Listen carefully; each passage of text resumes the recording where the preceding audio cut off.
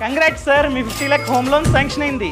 Thank you sir. వడ్డీ 9%, tenure 30 years. So మీ total EMI 40,231 కావాలంటే చూసుకోండి. 40,231 సార్, నేను రోజుకి ఈఎంఐ 100 ఎక్కువ కడతా, అంటే నెలకి 3,000. సో ప్రెసెంట్ 40,231 కదా, 43,231 చేయండి ప్లీజ్ ప్లీజ్ ప్లీజ్. 100కి బిర్యానీ రాదు, ఇలా రోజుకి 100 ఎక్కువ కట్టడం వల్ల మీకు ఏమైనా లక్షలు సేవ్ అవుతాయా?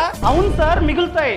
ఈ విధంగా నెలకి 3,000 ఎక్కువ కట్టడం వల్ల 30 years లో కంప్లీట్ అవ్వాల్సిన లోన్ 22 years లోనే కంప్లీట్ అవుతుంది.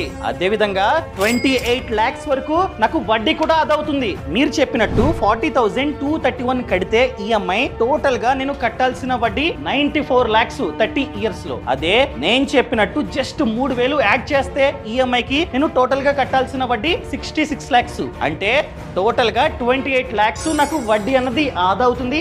ఎర్లీగా హోమ్ లోన్ క్లియర్ అవుతుంది.